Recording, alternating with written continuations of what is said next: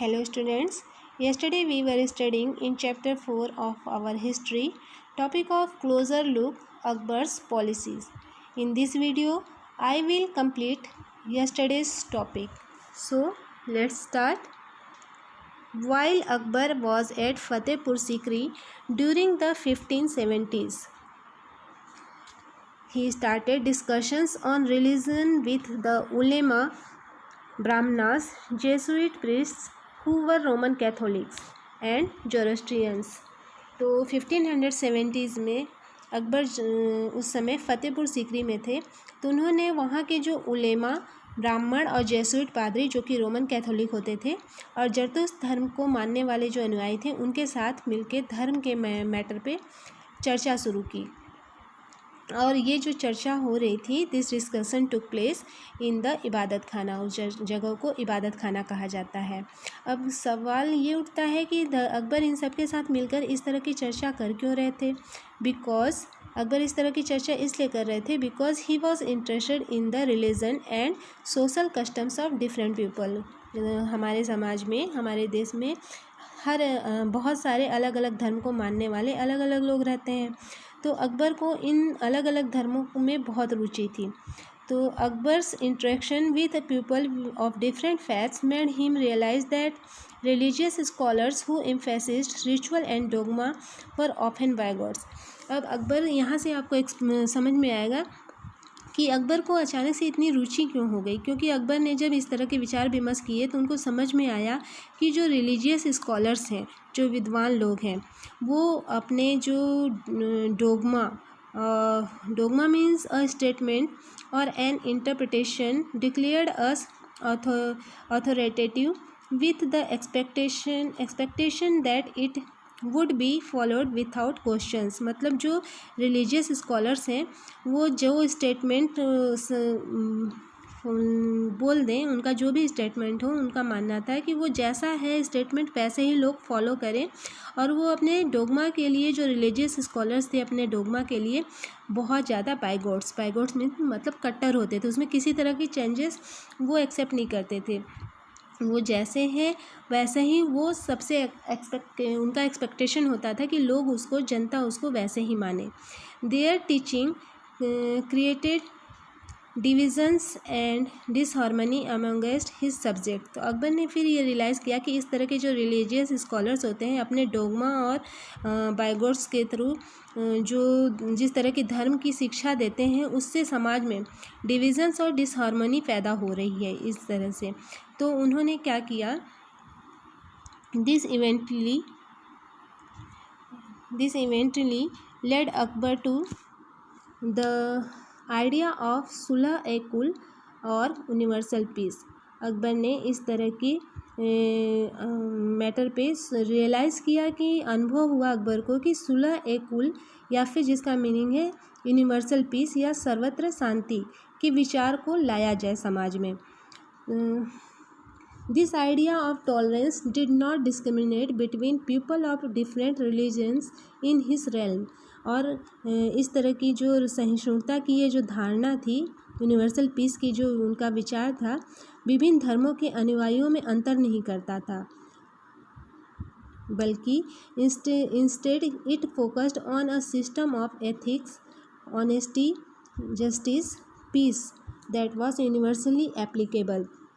बल्कि इसका जो केंद्र बिंदु था वो एक नीति शास्त्र था, जो कि एक ऐसी व्यवस्था थी जिसको सभी जगह लागू किया जा सके, और जिसमें और ये जो नीति शास्त्र थी उसमें केवल सच्चाई हो, न्याय हो और शांति पर ही बल दिया गया था। तो that Abul Fazl helped Akbar in forming a vision of governance around this idea of Sulh i Kul. This principle of governance was followed by Jahangir and Shahjahan अस्वेर।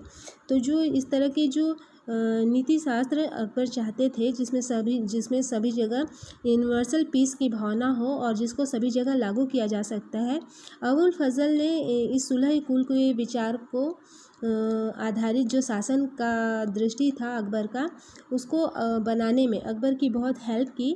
और शासन के इस सिद्धांत को, जो सुलह कुल का जो सिद्धांत था, उनके जो अकबर के आगे की जनरेशन थी जहांगीर और शाहजहां, इन्होंने भी अपनाया। आगे आपकी बुक में यहाँ सुलह-ए-कुल के बारे में एक्सप्लेन किया गया है कि सुलह-ए-कुल का मतलब क्या है। सुलह-ए-कुल को जहांगीर के पुत्र ने क्या एक्सप्लेन किया है। तो Jahangir Akbar son describe his father's policy of Sulh-i-Kul in the following words. Akbar की जो सुलह-ए-कुल की नीति था, उनके जो बेटे थे जहांगीर ने इस प्रकार से वर्णन किया है। As in the wide expanse of the divine compassion there is room for all classes and the followers of all creeds. So in his imperial dominions, which on all sides were limited only by the sea, there was room for the professors of opposite religions and for beliefs good and bad, and the road to intolerance was closed. Sunnis and Shias met in the one mosque and Christians and Jews in one church to pray. He consistently followed the principle of universal peace, सुलह-ए-कुल।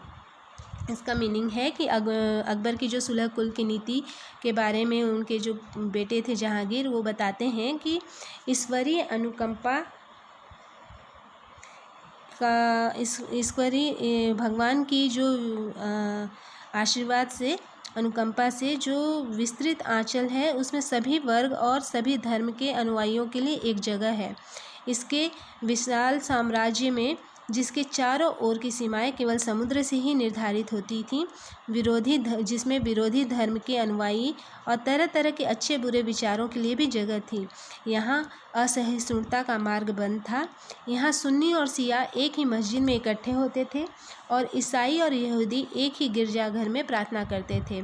उसने सुसंगत तरीके से universal peace और means सुलह-ए-कुल के सिद्धांत का पालन किया। तो ये सुलह-ए-कुल का मीनिंग था। आई होप आप लोग को समझ में आ गया होगा।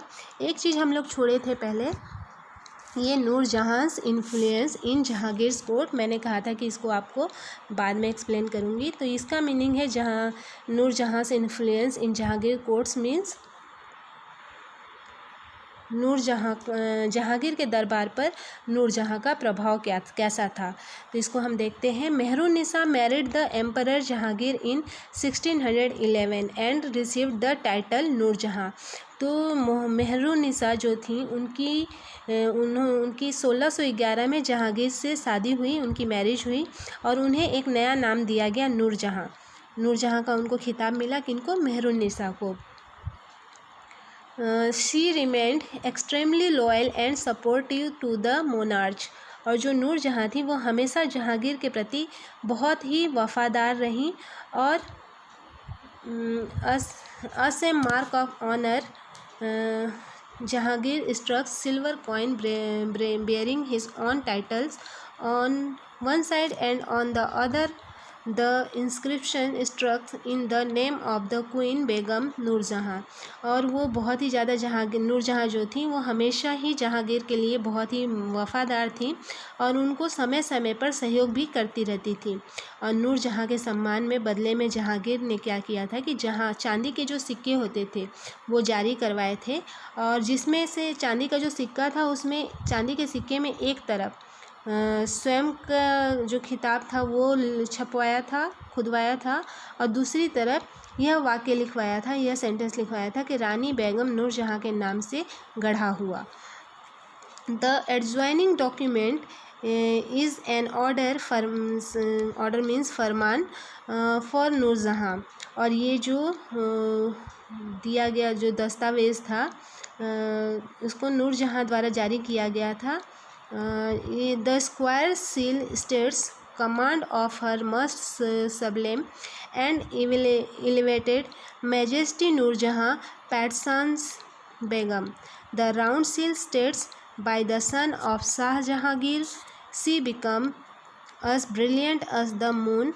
May Nurjahan Padshah be the lady of the age. इसका मीनिंग हुआ कि जो नूरजहाँ जो एक दस्तावेज़ दिया गया था जिसको नूरजहाँ द्वारा जारी किया गया था, उसमें ये फरमान जारी किया गया था, उसमें चौकोर मुहर था जो यह बताता था, जो फरमान जारी करते थे उसमें एक सील लगाया जाता था। तो जो सील होती थी, जो फरमान होता था, वो उसमें जो सील लगती थी वो चौकोर रहती थी और जो यह बताती थी कि उद्दत और महान महारानी नूरजहाँ पातशाह बेगम का आदेश है। और जो गोल मुहर होता था, जो गोल शेप में होती थी जो सील, उसके अनुसार उसका मीनिंग होता था कि शाह जहांगीर के प्रताप से महारानी चंद्रमा जैसी वैभवशाली बन गई। हम कामना करते हैं कि नूरजहाँ पातशाह इस युग की सर्वोत्तम महिला बने। सो आपका ये चैप्टर ये कंप्लीट होता है। आई होप स्टूडेंट्स आपको पूरा समझ में आ गया होगा। Thank you student.